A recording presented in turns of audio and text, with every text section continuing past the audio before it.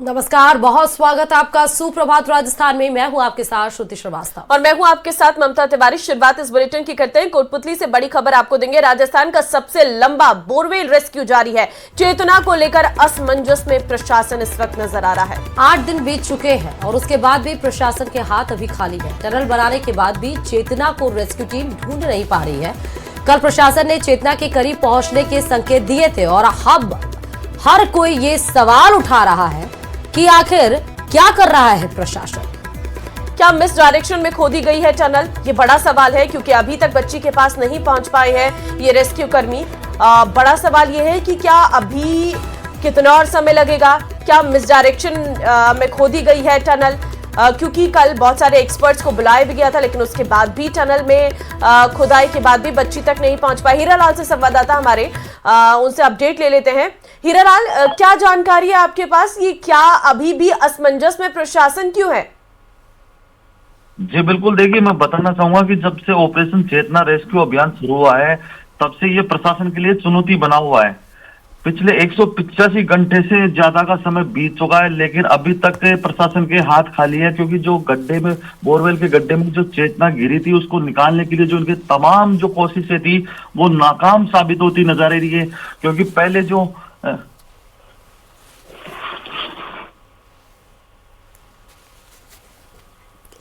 हीरालाल, आवाज आ रही है हीरालाल? जी बिल्कुल, अपने सवाल दोबारा दोहराएं। सवाल यही है कि क्या दिक्कत आ रही है, कहां पर दिक्कतें हैं, और क्या ये डायरेक्शन में खोदी गई थी टनल या नहीं?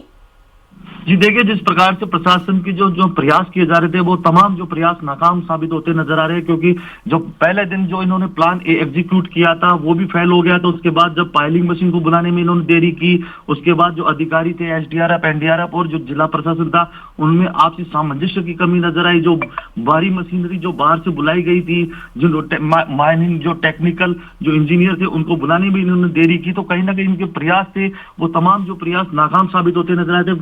कल दोपहर में जरूर एक बार आस जगी थी कि आज प्रशासन ऑपरेशन को अंतिम रूप दे देगा और चेतना को बाहर निकालेगा, लेकिन वो भी नाकाम साबित हुआ है। शाम को एसडीएम ने खुद ने कहा था कि 8 फीट की जो टनल खुदाई है वो लगभग पूर्ण कर ली गई है और कुछ देर में चेतना को बाहर निकाल लिया जाएगा। चेतना के करीब है जो रेस्क्यू टीम पहुंच चुकी है, लेकिन उसके बाद आज 12 घंटे का समय बीत चुका है उसको। आपकी कोई अधिकारी के साथ बात हुई एसडीआरएफ के कि दिक्कत कहाँ आ रही है? देखिए, उनकी ओर से अभी आधिकारिक तौर पे कोई बयान जारी नहीं किया गया है। मीडिया से भी वो मुखातिब नहीं है, क्योंकि वो मीडिया से के सवालों से भी बचते नजर आ रहे हैं। कहीं ना कहीं जो उनकी नाकामी है उसको छुपाने में वो लगे हुए हैं। आखिर जो अब ऐसे पूरे मामले को लेकर जो लोग हैं सवाल भी उठा रहे हैं, उनकी तरफ से कहा जा रहा है कि आखिर प्रशासन क्या कर रहा है? क्या कोई मिस डायरेक्शन में ये टनल खोदी गई है? जो पाइलिंग मशीन से जो मिट्टी निकाली गई थी कल, जब जो टनल की खुदाई की जो मिट्टी थी वो इकट्ठी हो गई थी, उसको निकालने के दौरान क्या कोई मिस डायरेक्शन हुई है? तो तमाम जो सवाल है लोगों द्वारा उठाए जा रहे हैं, क्योंकि लगातार 185 घंटे से जो रेस्क्यू अभियान चलाने का जो दावा किया जा रहा है, लगातार जो कल एसडीएम और अन्य अधिकारी है वो मीडिया से मुखातिब होकर चेतना तक पहुंचने के जो दावे किए थे वो कहीं ना कहीं फेल नजर होते आ रहे हैं। क्योंकि आज 9वां दिन शुरू होने को है, लेकिन अभी तक चेतना। ठीक है, एक मिनट हीरालाल, जहां चेतना जिस बोरवेल में फंसी हुई है वहां कैमरा तो लगा हुआ है और रेस्क्यू ऑपरेशन करने के लिए भी कैमराज ऑपरेट थे, मॉनिटर में देखा जा रहा था। तो सबसे पहली बात तो गलती कहाँ हुई? दूसरी बात कि 8 दिन बीत चुके हैं, 185 घंटे हो चुके हैं, बोरवेल खोदने के बाद भी, गड्ढा खोदने के बाद भी, तमाम अड़चनों के बाद भी पहुंचे तो वो चेतना को ढूंढ नहीं पा रहे हैं। पहले बताइए, डीएम कहाँ है, एसडीएम कहाँ है, एडीएम, एसपी जो भी वहां पर मौजूद है प्रशासनिक अधिकारी, किसी से भी बात हुई है आपकी? जी देखिए, रात का समय था। रात के समय में जो मौके पर जिला कलेक्टर आती हैं, देर रात तक रुकती है, उसके बाद वो यहाँ से चली जाती हैं। मौके पे जो एसडीएम है लगातार ये पिछले 9 दिन से एसडीएम यहाँ मौके पे मौजूद है, लगातार पल पल की मॉनिटरिंग भी कर रहे हैं। एसडीएम जो मीडिया से मुखातिब होकर जो पल पल की अपडेट है रेस्क्यू ऑपरेशन के बारे में जानकारी भी दे रहे हैं, लेकिन लगातार खड़े रहने और मौके पे जो रेस्क्यू ऑपरेशन के साथ जो कार्रवाई है उसको अंजाम देने में जो जुटे हुए, थकान होने की वजह से शायद वो थोड़ा बहुत आराम करने इधर उधर चले जाते हैं, लेकिन लगातार उनकी उपस्थिति यहाँ मौजूद रहती है। लेकिन सबसे बड़ा सवाल तो उपस्थिति, एक मिनट, उपस्थिति वहां पे कैसे दर्ज रहती है कि वो सुरंग ही ऐसे पता नहीं कहां बना दिया जो बच्ची को नहीं ढूंढ पा रहे हैं? वो ऐसे उपस्थिति से अच्छा था कि नहीं उपस्थित रहते वो? 8 दिन बीत चुके हैं, एक सुरंग भी खोदी गई 8 दिनों में, तो बच्ची तक नहीं वो पहुंच पाई है। गलती कहाँ हुई, आपने पूछने की कोशिश की कि गलती कहाँ हो गई? बिल्कुल, ये हमने पूछने की कोशिश की आखिर गलती कहाँ हुई है, कि इतना समय क्यों लग रहा है, क्योंकि ये जो टनल खुदाई का जो कार्य करता है, ये जो पूरा रेस्क्यू ऑपरेशन का जो कार्य है वो एनडीआरएफ के जिम्मे था, एनडीआरएफ के सुपरविजन में ये पूरा कार्य किया जा रहा है। लेकिन कहीं ना कहीं है जो तकनीकी विशेषज्ञों की जो कमी थी इस पूरे ऑपरेशन में देखने को मिली। अगर तकनीकी विशेषज्ञों की सहायता समय पे ले ली जाती और आपसी जो अधिकारियों में सामंजस्य होता तो शायद इतना समय नहीं लगता, क्योंकि सबसे पहले तो इन्होंने प्लान एग्जीक्यूट किया, तो प्लान ए को एग्जीक्यूट करने जब को पता था, एसडीआरएफ ने पहले दिन ये कह दिया था कि शायद इस प्लान ए के तहत सफलता नहीं मिल पाएगी, तो प्लान बी एग्जीक्यूट आज ही कर देना चाहिए, पाइलिंग मशीन आज ही बुला देनी चाहिए। लेकिन प्रशासन ने पाइलिंग मशीन नहीं बुलाई, प्लान बी एग्जीक्यूट नहीं किया।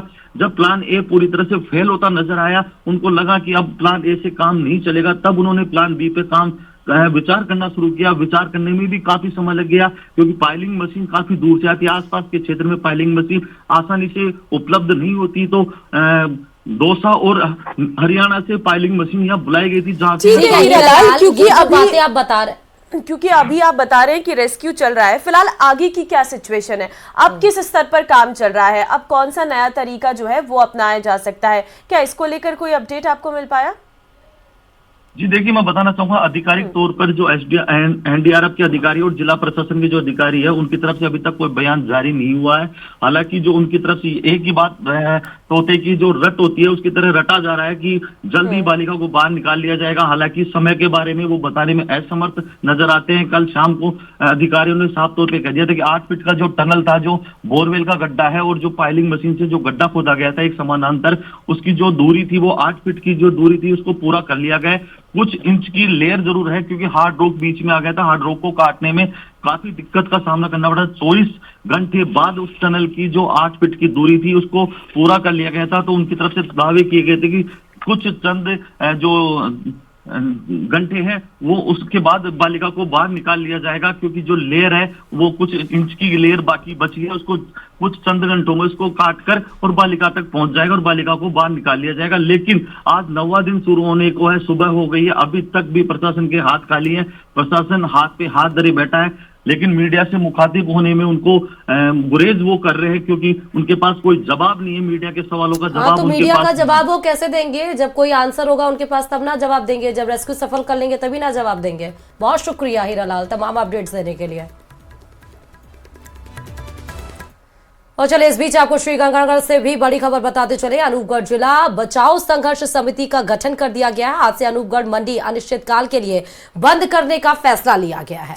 जिला बचाओ संघर्ष समिति के द्वारा आगे बढ़ाया जाएगा आंदोलन। सरकार से अनूपगढ़ जिला बहाल करने की मांग की जा रही है। तो फिलहाल बड़ी खबर आपको दे रहे हैं श्रीगंगानगर से, जहां पर अनूपगढ़ जिला बचाओ संघर्ष समिति का गठन किया गया है। सरकार से अनूपगढ़ जिला बहाल करने की मांग की जा रही है।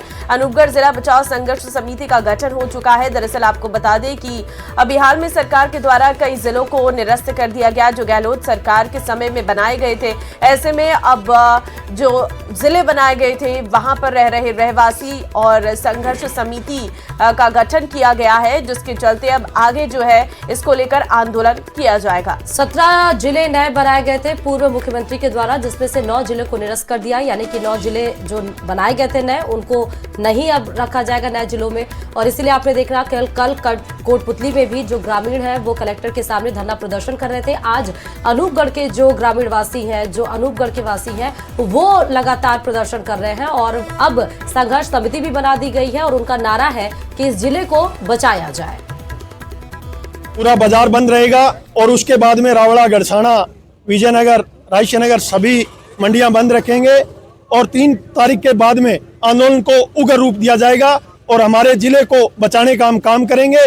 जो भारतीय जनता पार्टी ने इस इलाके के साथ कुठारघात किया है, जिन्होंने द्वेष भावना से हमारे जिले को खत्म किया है, उनसे यहाँ की जनता बदला लेगी।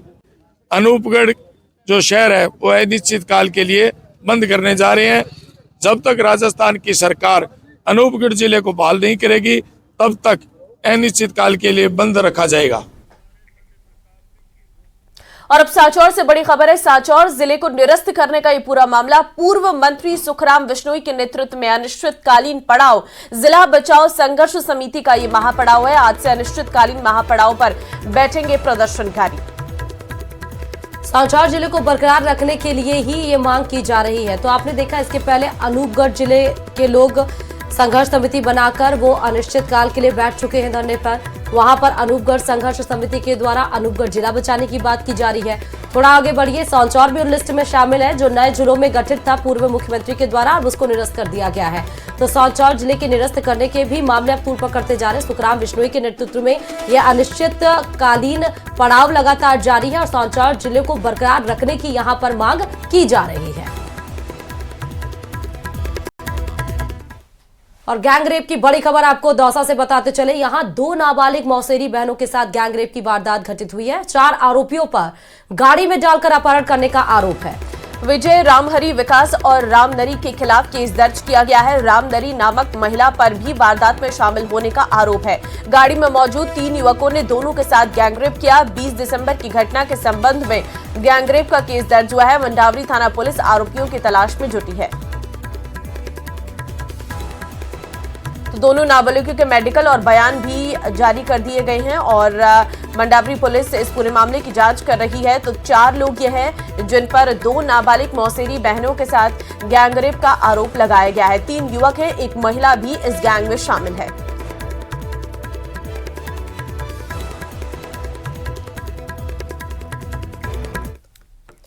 मौसम से जुड़ी बड़ी खबर आपको देंगे। प्रदेश में कड़ाके की सर्दी का दौर जारी, 11 जिलों में येलो अलर्ट जारी किया गया है। पूर्वी राजस्थान के 7 जिलों में येलो अलर्ट जारी किया गया है, जिसमें कि अलवर, भरतपुर, दौसा, जयपुर, झुंझुनू, करौली, सीकर में शीतलहर के साथ घने कोहरे की चेतावनी भी दी गई है। पश्चिमी राजस्थान के बीकानेर, चूरू, हनुमानगढ़, श्रीगंगानगर में भी येलो अलर्ट, घना कोहरा और शीतलहर चलने के आसार हैं।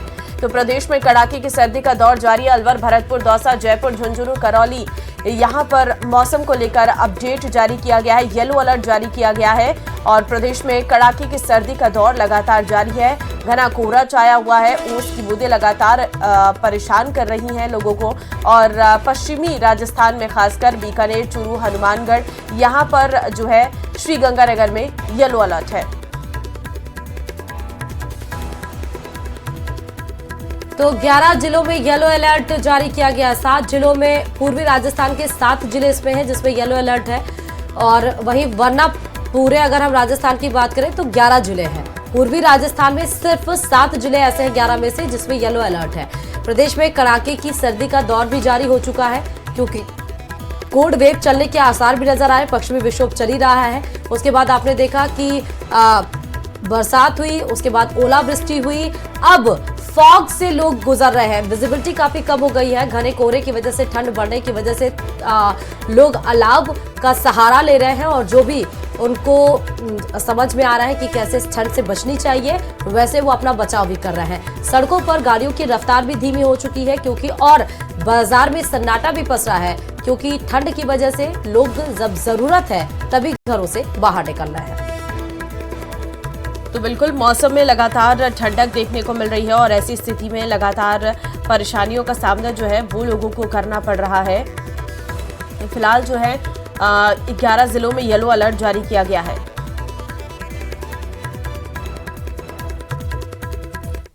और चलिए इधर आपको राजधानी जयपुर से बड़ी खबर बता रहे हैं। राजधानी में जबरदस्त का कोहरा छाया हुआ। देर रात घने कोहरे की वजह से सड़कों पर जीरो विजिबिलिटी नजर आए।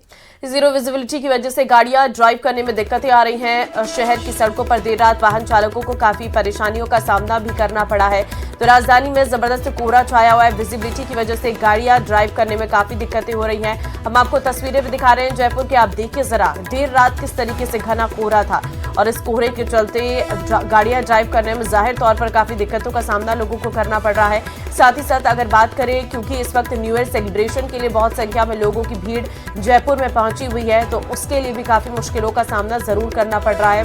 हेडलाइट जलाकर आवागमन करना पड़ रहा है, लेकिन इसमें बहुत सावधानी के साथ आपको ड्राइव करना है क्योंकि एक छोटी सी भी गलती आप पर भारी पड़ सकती है। देखिए आप कोहरे का सितम देखिए जरा, आसपास के घर भी नजर नहीं आ रहे हैं। ये है देर रात का घना कोहरा जिसने दिक्कतें पैदा करके रखी हुई हैं। विजिबिलिटी की वजह से गाड़ियां ड्राइव करने में काफी मुश्किलें हो रही हैं। भारत पाकिस्तान अंतर्राष्ट्रीय सीमा पर स्थित राजस्थान का सीमावर्ती जिला आज लगातार तीसरे दिन घने कोहरे की चादर में लिपटा हुआ है। मौसम विभाग ने श्रीगंगानगर जिले के लिए घने कोहरे और शीतलहर चलने का येलो अलर्ट जारी किया है, जिसका असर आम जन की दिनचर्या पर दिखाई दे रहा है। घने कोहरे की वजह से घटी दृश्यता के कारण वाहनों की रफ्तार पर भी ब्रेक लग गया है। बढ़ती हुई ठंड से बचाव के लिए आमजन अलाव का सहारा लेते हुए देखे जा सकते हैं। हालांकि कम तापमान, घना कोहरा खेतों में खड़ी रबी की फसलों और किन्नू और गाजर की फसल के लिए फायदेमंद होता है।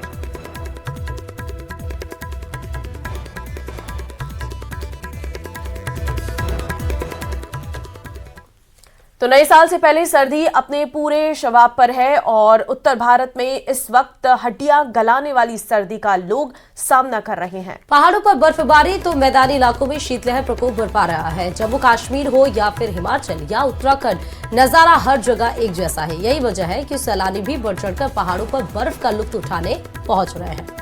हर कोई इन मनमोहक नजारों का साक्षी बनना चाहता है और आनंद लेना चाहता है। आप तस्वीरों को देख सकते हैं।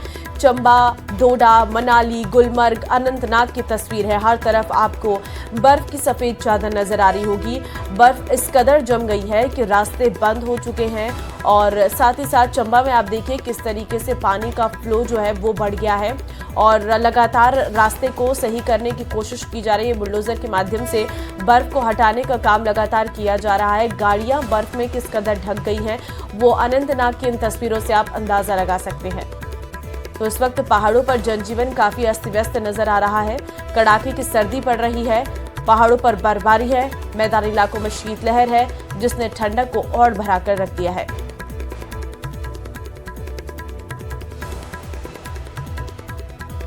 तो ये तस्वीरें आपको 5 तस्वीरें आप देखिए, जम्मू कश्मीर, हिमाचल प्रदेश की ये सीधे तस्वीरें आप देखिए। हर जगह पर सिर्फ और सिर्फ बर्फ ही बर्फ की एक सफेद चादर आपको नजर आ रही है। देखिए, सैलानियों के हिसाब से तो ये बर्फ बेहद ही ज्यादा बहुत अच्छी मानी जाती है क्योंकि वो इस पर एंजॉय करते हैं और तस्वीरों में भी वैसे ही नजर आ रहा है। लेकिन इस बर्फ गिरने की वजह से सड़कें भी उसमें गाड़ी चलने में भी खासा दिक्कतों का सामना करना पड़ रहा है। झीलों की नगरी उदयपुर की कुदरती फिजा एक बार फिर देशी विदेशी सैलानियों की सौंधी आवक से महक उठी है। दरअसल सर्दी की छुट्टियां और नए साल के स्वागत के लिए देश दुनिया से टूरिस्ट की बम्पर आवक लेक सिटी में हो रही है, जिसके चलते न केवल यहां के पर्यटन स्थल आबाद हो गए हैं। तो आइए जानते हैं और आपको लिए चलते हैं झीलों की नगरी के दिलकश नजारों में। ये रिपोर्ट से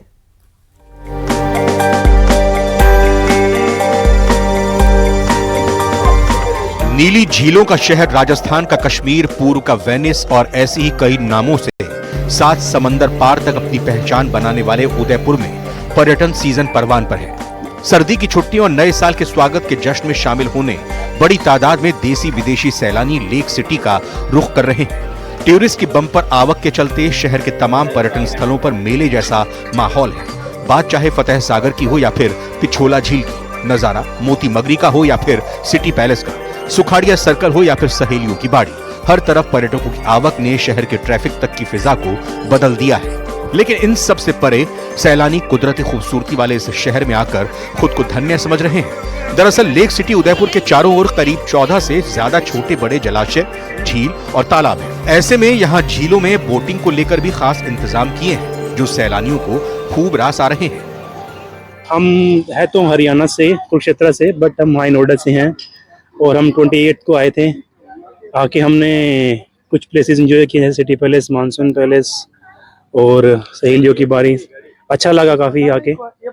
we want to visit again. Udaipur आज फर्स्ट टाइम निकले हैं, कल आए हैं यहाँ पे, कल यहाँ पे पहुँचे हैं, पहुँच के अभी आज ये फर्स्ट राइड है, बहुत मजा आया। उदयपुर बहुत खूबसूरत लग रहा है, इतना पहाड़ देख के तो दिल खुश हो गया है। बस न्यू ईयर सेलिब्रेट क्या करेंगे? न्यू ईयर तो अभी शायद माउंट आबू पे करेंगे। यही नहीं, इस टूरिस्ट सीजन में पर्यटन के रफ्तार पकड़ने से इस व्यवसाय से जुड़ा हर व्यक्ति बेहद खुश है। पर्यटन स्थलों की सैर कराने वाले गाइड हों या फिर सैलानियों को बोटिंग का लुत्फ दिलाने वाले नाव संचालक, हर कोई पर्यटकों की लेक सिटी में आवक से चहक उठा है।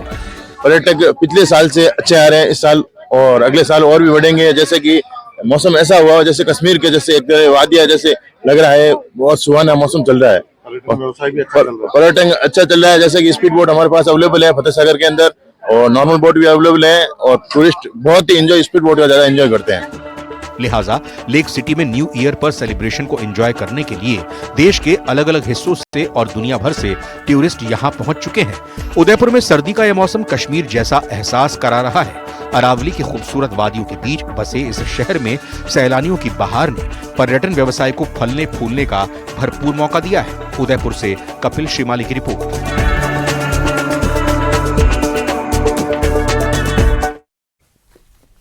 तो वहीं जोधपुर जिले की बावड़ी तहसील के तालुका बेरा में एक बोरवेल में गैस निकलने से ग्रामीणों में चर्चा का विषय बना हुआ है। यहाँ गैस की गंध आने पर माचिस की तीली लगाकर देखी गई तो गैस ने हवा में आग पकड़ ली। हालांकि इस मामले की पुख्ता जांच के लिए अभी वहां कोई सरकारी एजेंसी नहीं पहुंची। दरअसल तालुका बेरा में अन्नाराम देवड़ा का खेत है और खेत में करीब 1.5 दशक पुराना बोरवेल है जो लंबे समय से बंद किया गया था। बताया कि कुछ दिन पहले इस बोरवेल को फिर से काम में लेने के लिए खोला गया। बोरवेल के अंदर पंप उतारने से पहले सोमवार को जब कैमरा लटकाकर अंदर की स्थिति देखने की कोशिश की गई तो तस्वीरें देख हैरानी हुई। अंदर देखा गया कि गैस उबल रही थी। बीजेपी की सदस्यता अभियान ने 2014 का आंकड़ा पार कर गया है। प्रदेश बीजेपी में सदस्यता का आंकड़ा 90 लाख तक पहुंच गया और ये बीजेपी की अब तक की सबसे ज्यादा सदस्य संख्या है। बीजेपी सदस्यता अभियान औपचारिक रूप से पूरा हो गया है, लेकिन अब भी सदस्य बनाए जा रहे हैं। ये रिपोर्ट देखिए।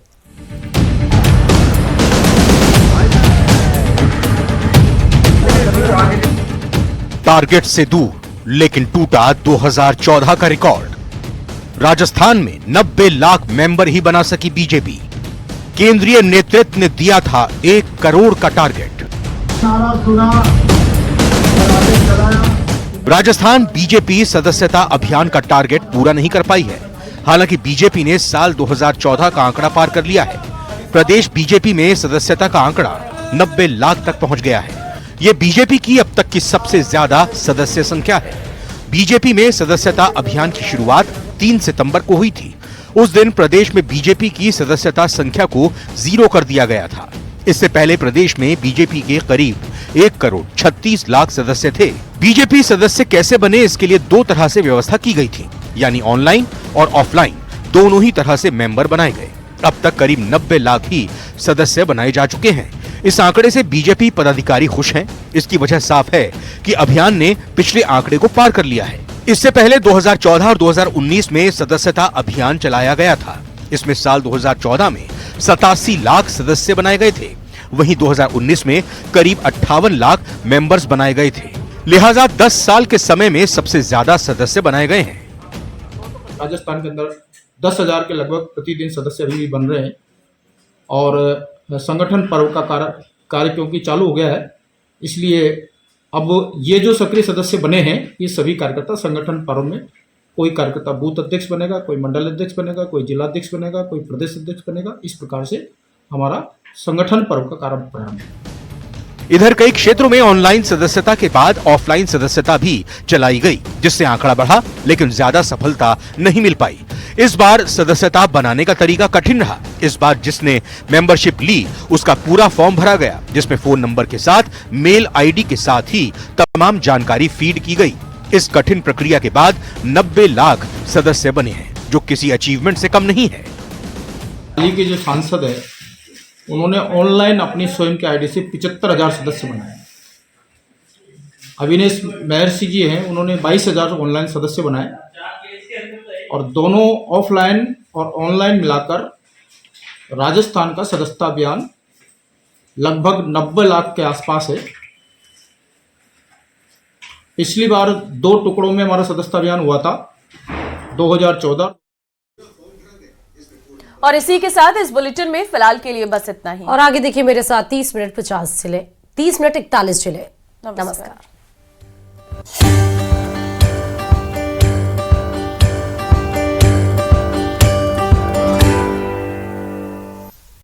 अब जिलों पर रार अपार, भजनलाल सरकार पर गहलोत प्रहार, जनता के हित किए गए दरकिनार।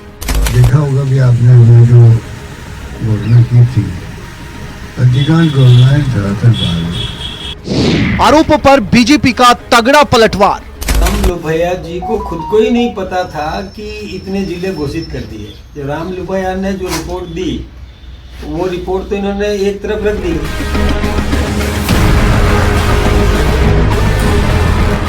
जिस बात का अंदेशा हो वह हो भी जाए, तब भी दिल कहां सच स्वीकार करने के लिए तैयार रहता है। ये बात कांग्रेस से बेहतर भला कौन समझ सकता है। तभी नए जिले बनाकर इतिहास में नाम दर्ज कराने की हसरत रखने वाले सूबे के पूर्व मुख्यमंत्री प्रदेश सरकार पर आक्रामक हैं। रविवार को प्रेस कॉन्फ्रेंस कर गहलोत ने कहा कि 9 जिलों को खत्म करने का कैबिनेट का फैसला जन विरोधी है। ये मेरे को लगता है कि एक साल तो लगा दिया। अगर ऐसा गलत काम किया होता हमने तो सरकार ने पहला काम जिला खत्म करने का ही करना चाहिए था। एक साल के सेक्रेटरी, 1 साल।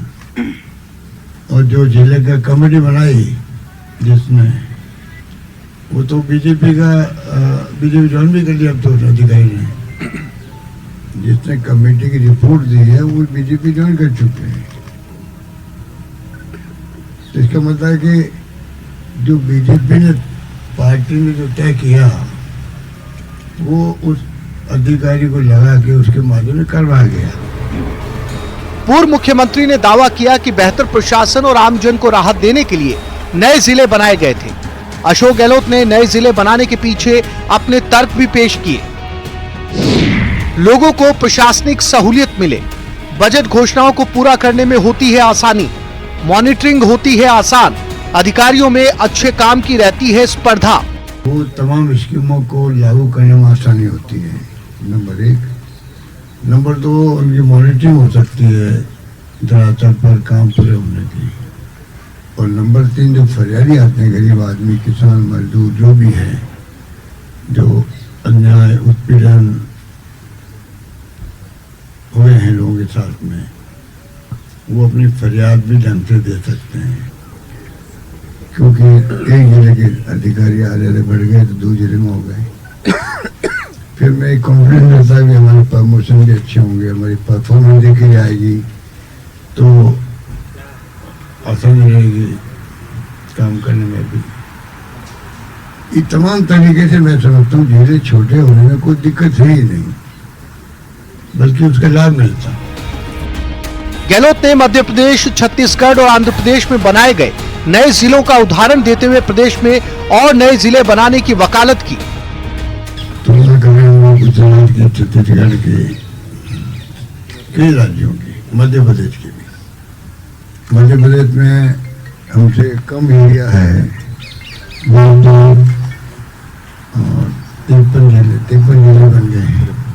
और बना दिया, 53 है वैसे। पहले कम था, 53 बना दी, अभी बने हाल ही मेरे ख्याल से। तो आप सोच सकते हो क्यों बना रहे हो। गहलोत के आरोपों पर प्रदेश बीजेपी अध्यक्ष मदन राठौड़ ने कड़ा पलटवार किया। राठौड़ के मुताबिक जनता के लिए नहीं, सरकार बचाने के लिए नए जिले बनाए। राम लुभाया कमेटी ने